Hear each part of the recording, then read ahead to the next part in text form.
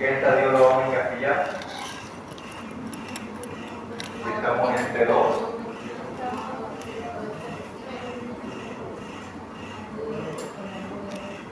Si somos hiperintensos y estamos en T2, nos encastillaremos en estadio hiperagudo, todo tardío y crónico. ¿Por qué? Porque si lo vemos blanco, los dos hematomas sudurales, este es T2, y sabemos que T2 por el SR, que es hiperintenso, nosotros recibimos hiperagudo, agudo tardío y en el crónico.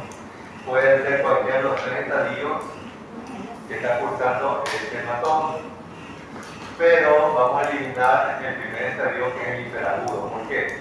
Porque el hiperagudo, o esa sangre que nosotros vemos hiperagudo, va a ser dentro de las primeras 24 horas.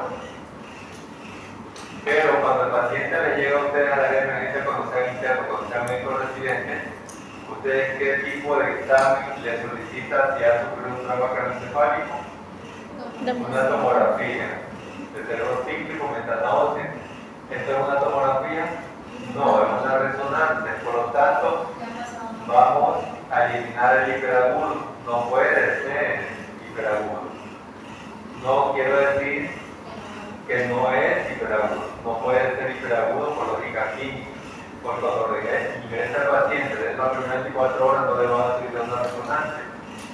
Le van a solicitar una tomografía y esta resonancia, por eso no puede ser hiperagudo. No quiero decir, repito otra vez, que no sea hiperagudo. Puede ser hiperagudo de pronto en otros países, Estados Unidos, Canadá, Europa, etc. No hace tomografía como algoritmo de diagnóstico cuando ingresa el paciente por un trauma, no quiere hacer resonancia, se me ocurre. Pero lo vamos a dejar nosotros entre el sudodo tardío y crónico, lo vamos a dejar en el estadio crónico.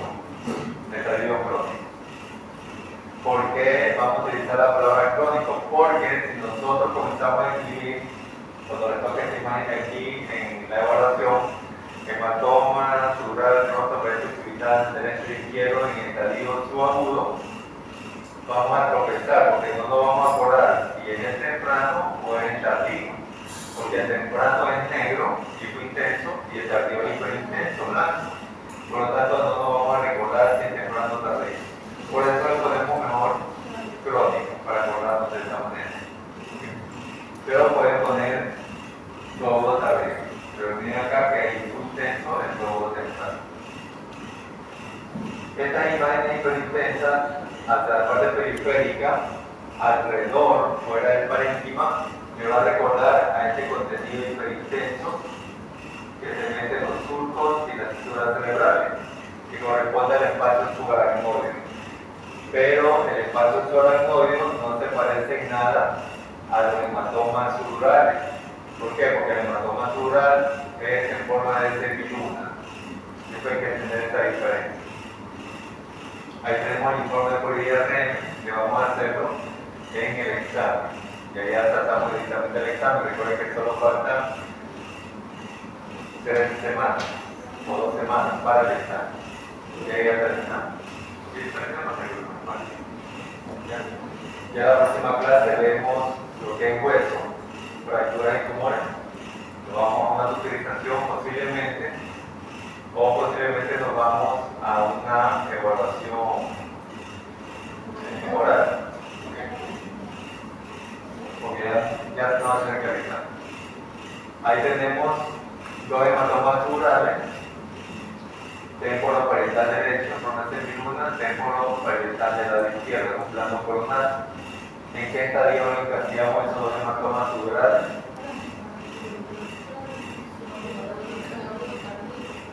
Subagudo temprano o subagudo tardío.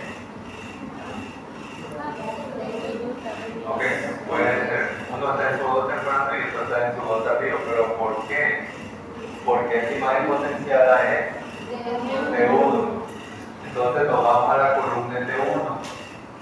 No trabajamos con la columna T2. ¿Por qué? Porque esto no es T2. Esto es T1. Trabajamos en T1. En T1, ¿cuál de los 5 estadios es hiperintenso, el subagudo temprano y el subagudo tardío? Entonces, hay un hematoma todo temprano y un hematoma todo tardío. Entonces, este es el lado derecho sutural y este es el lado izquierdo sutural. ¿Cuál de los dos, derecho e izquierdo, brilla más? El izquierdo. Si brilla más el izquierdo, entonces su agudo temprano. Y el que brilla menos es su agudo tardío. De esta manera lo vamos a trabajar. No recuerden que en el informe se describe todo lo que habíamos aprendido en tomografía. Y seguimos. Tengo igual dos hematomas suturales, pronto temporópico, pronto palito occipital del lado derecho y también del lado izquierdo, dos imágenes informes de minuta. Pero parece que fuesen 4 hematomas suturales, pero en realidad son 2, porque pasa que hay 2 secuencias, o imágenes potenciadas, de 1 y de 2. Trabajamos con el hematoma sutural del lado derecho y decimos que es isohipo. Agudo, correcto. Y el izquierdo es hipohiper, estadio crónico. Recuerden que en T1, el único estadio que tiene la sangre hipointensa negra es el crónico. T1, hipointenso, el crónico. Solo jugamos con ese cuadro. Y acá tenemos un hematoma sutural pronto parietal del lado izquierdo, que es hipohiper. ¿En qué estadio? Crónico. Hematoma sutural crónico pronto parietal del lado izquierdo, con la misma descripción en el informe por transformación. La misma faltó de 1 y de 2. Porque acá no vamos a de 2. Y no vamos a hematoma fibroide que viene a ser lo mismo, solo cambia en la descripción la forma que tiene el hematoma. La intensidad va a ser lo mismo que el sutural. Entonces, si es hiperintenso, tiene forma biconvexa, es un epidural en que está vivo, lo que haríamos todo temprano. Porque estamos en T1, plano coronal,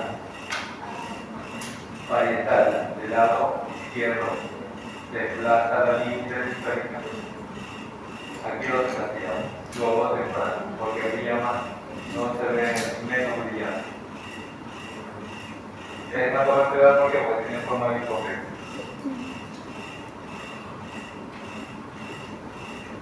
Y no vamos a demorar ya su aracnoide. En la hemorragia subaracnoidea, nosotros vamos a destacar que la sangre en el espacio subaracnoideo se va a ver ligeramente hiperintensa en T1, hiperintensa en T2 e hiperintenso en play. ¿Cómo se ve el espacio subaracnoideo normal en T1 es hiperintenso, en T2 es hiperintenso y en play es hipointenso? Entonces, pero la sangre como sangre se ve ligeramente hiperintenso de este color de la celda en T1, la sangre se ve blanca y hiperintenso en T2 y la sangre se ve hiperintenso en el espacio subaracnoideo. ¿En cuál de las tres secuencias ustedes valoran la hemorragia subaracnoidea? T1, T2, play. Lo valoramos en play. ¿Estamos ahí? Ya.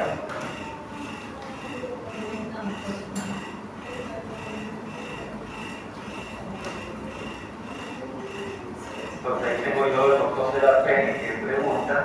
La pregunta dice ¿en qué imagen potenciada de la IRM valoramos nosotros la hemorragia subaracnoidea? Y tenemos que en play se valora la hemorragia subaracnoidea. ¿Por qué? Porque en play nosotros la podemos visualizar.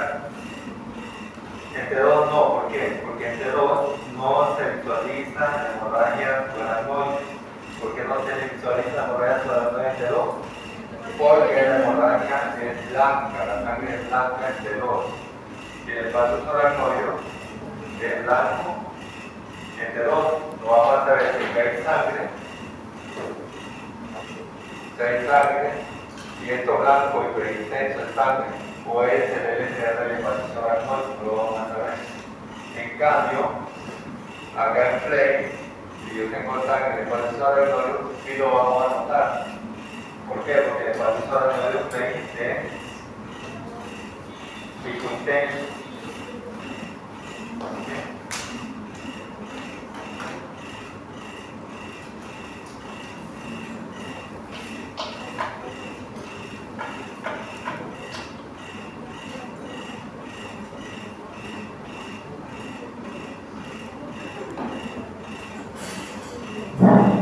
Vamos a trabajar los espacios subaracnoides. El espacio subaracnoideo, es decir, es LCR, este 1 es hipointenso. Este 1 es hipointenso. ¿Dónde ve el espacio subaracnoideo ahí? En los surcos y en la fisura cerebral. Esta rayita negra, hipointenso. Este 2, el espacio subaracnoideo es hiperintenso.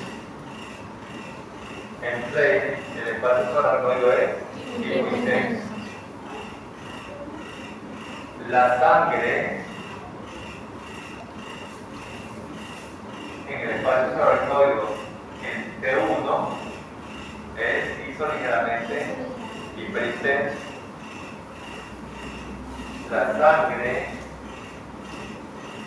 en T2 es hiperintensa. La sangre en play es hiperintensa. Vamos a comenzar a descartar. Si el T2 del espacio subaracnoideo es hiperintenso y la sangre es hiperintensa, ¿yo puedo ver la sangre? No. No valoro en T2 el botón de T, pregunta. La sangre en T1 es ligeramente hiperintensa. De pronto sí la puedo ver un poquito. Pero la sangre en play es hiperintensa, ahí sí se nota mejor la sangre, entonces valoramos en play la sangre en el espacio subaracnoideo.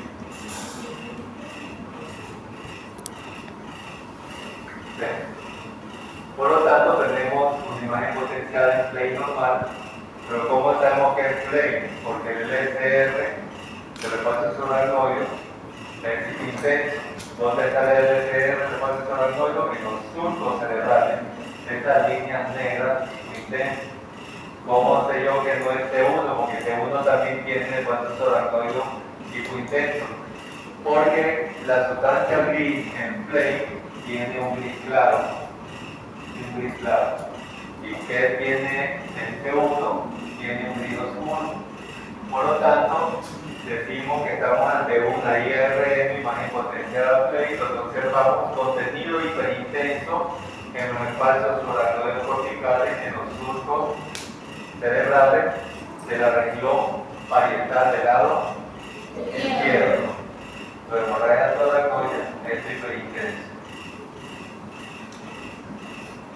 ¿Qué hemos hecho? Describir o repetir lo mismo que hicimos en tomografía. Se observa contenido hiperintenso en los espacios subaracnoideos corticales y en los surcos cerebrales. Lo único que modificamos es hiperdenso, hiperintenso. Es hemorragia subaracnoidea. Y seguimos. Otra hemorragia subaracnoidea. ¿En qué región anatómica? Se observa contenido hiperintenso en la fisura, correcto, del cilio, ¿de qué lado? ¿Derecho o izquierdo? Derecho. Decimos que es una hemorragia subaracnoidea. En vez de ver este contenido hiperdenso en tomografía en la fisura del cilio, acá lo vemos hiperintenso. ¿Cuál es? Lo que en este momento nos está ayudando la flecha.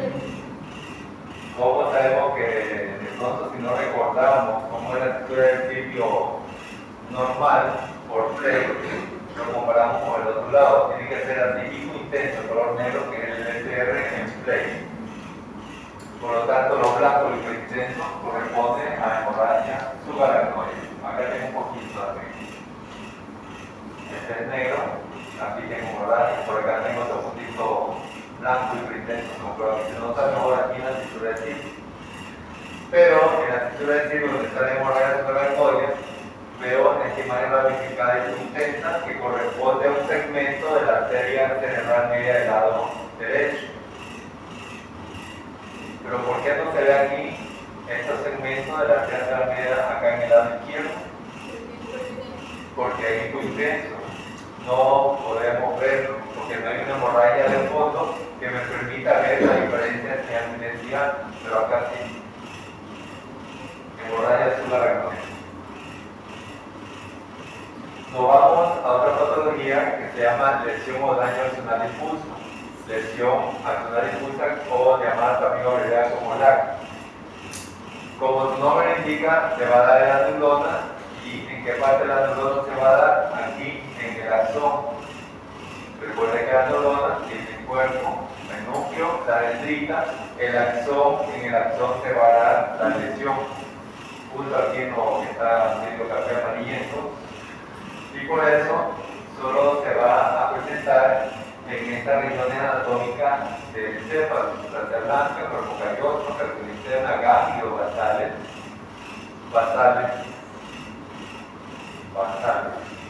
no es núcleo basilar, son núcleos basales, ganglios basales, núcleos basales, sustancialmente nerviosa, tronco cerebral.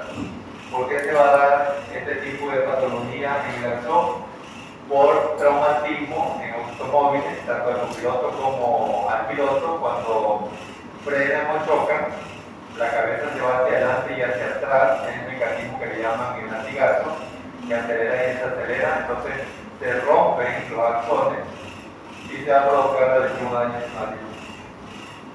Adelante hacia atrás. ¿Y por qué? Solo en estos lugares anatómicos, porque en estos lugares anatómicos nosotros encontramos los axones, porque igual que de derecha encontramos la sustancia gris, que tiene otra función.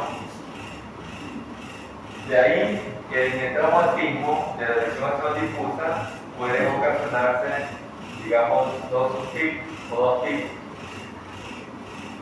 En el trauma puede haber edema, es decir, posterior al trauma, a la contusión, o puede haber hemorragia por alguna sección o corte. Se rompe vaso, entonces produce una hemorragia. Entonces hay lesión axonal difusa de tipo hematoso y lesión axonal difusa de tipo hemorragia. Solo hay dos.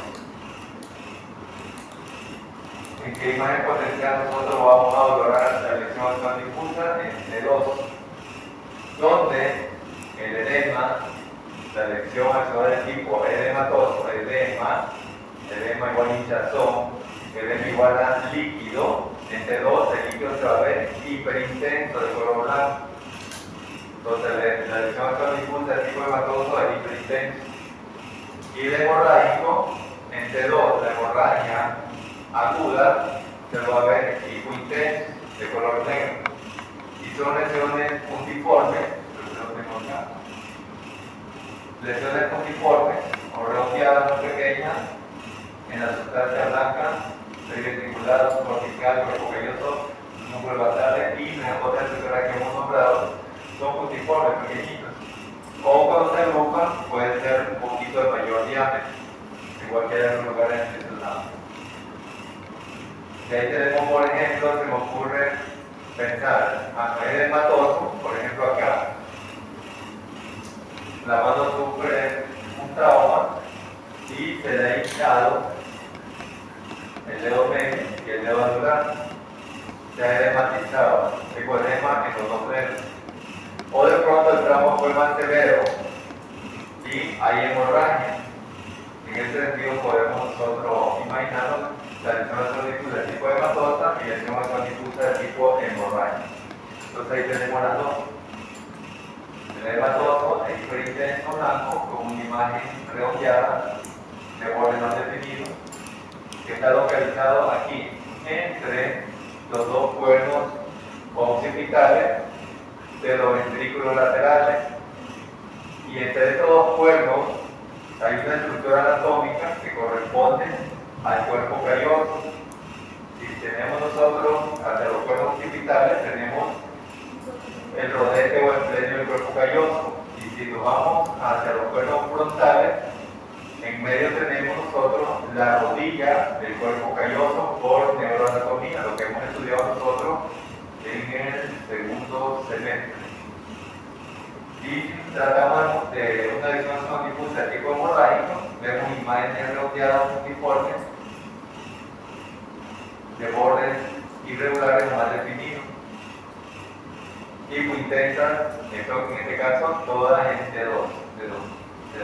Que es los sitios mencionados anteriormente. El informe. Y acá tenemos nosotros el cuerpo calloso, lo del color morado, la rodilla entre los dos cuernos frontales, que no se ven los cuernos frontales, aquí sí en este ejemplo sí porque está muy coronal. El rodete entre los dos cuernos occipitales. Cuernos occipitales, cuernos frontales, acá en el rodete. Pero el cuerpo calloso se va a valorar mejor en un plano sagital. En este caso estamos en una imagen potenciada T2. ¿Por qué T2? Porque el espacio subaracnoideo por el LCR es blanco, hiperintenso. Cuarto del ciclo, hiperintenso. Estamos en T2. Este es el cuerpo calloso normal y homogéneo. Rodilla, cuerpo y rodete. Pero consideramos aquí imágenes hiperintensas de bordes más definidos a nivel del cuerpo y rodete del cuerpo calloso. Impresión erótica, flexión axial difusa del tipo, ¿qué tipo de los dos? Edematoso, solo hay dos. Edematoso hemorrágico, el hemorrágico es hipointenso y el edematoso es hiperintenso. ¿Cómo lo vamos a relacionar? Porque en el igual líquido, el líquido entre dos es blanco, hiperintenso. De esa manera. Entonces, si tenemos imágenes hipointensas de color negro, acá hay una hora de cosas está agrupado, que es de tipo hemorrágico.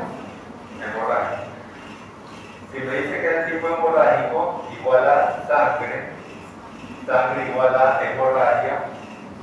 Hemorragia, ¿en dónde? En el parénquima. Si vemos nosotros tomográficamente hemorragia en el parénquima, lo encasillamos en cuál de las tres hemorragias principales. Hemorragia parenquimatosa. Hemorragias principales, epidural, subaracnoidea, parenquimatosa. Hemorragia secundaria, subaracnoidea, ventricular y hematoma subaracnoidea. Entonces lo encasillamos en hemorragia o hematoma parenquimatosa. Observando aquí en esta tomografía, una imagen hiperdensa redondeada, aparentemente no tiene edema previsional, que es un requisito del hematoma parenquimatoso, pero aquí no lo tiene porque son lesiones pequeñas. Son lesiones pequeñas, no se ven. Pero corresponde a un hematoma parenquimatoso. Lesión axial difusa. Y el resto de acá, ¿qué tipo de hemorragia es? De las 6. Subaracnoidea, correcto. Subaracnoidea. Esta es una tomografía y esta es una resonancia magnética. Ahora, cuando nosotros vemos la hemorragia parenquimatosa, ejemplo, están en el internado, ustedes ven una hemorragia parenquimatosa, ustedes descartían como hematoma parenquimatoso. Creo que ya les mencioné eso cuando trabajamos en trauma, en hematoma parenquimatoso. Entonces, cuando estabilizan al paciente, ustedes tienen que investigar de dónde viene esa hemorragia parenquimatosa para darle el tratamiento adecuado. Porque si no, no pueden tratarlo adecuadamente. No, que el paciente sufrió una caída de una gran altura, estaba pintando aquí en el parábola que están arreglando, y cayó al patio, trauma craneoencefálico. ¿Dónde viene esa hemorragia? Del trauma. O de pronto el paciente hipertenso estaba viendo televisión, perdió el conocimiento y se encontró una hemorragia parenquimatosa. Puede ser por hipertensión, puede ser que el paciente ya tiene un tumor, una malformación vascular, etc. Pero si el paciente ha sufrido un trauma, iba manejando o iba de copiloto, un choque, un accidente de tránsito, y ustedes ven múltiples hemorragias parenquimatosas pequeñas en la sustancia blanca, cuerpo calloso, entonces eso es hemorragia parenquimatosa, pero ahí ustedes lo encasillarían como lesión axial difusa, de tipo hemorrágico,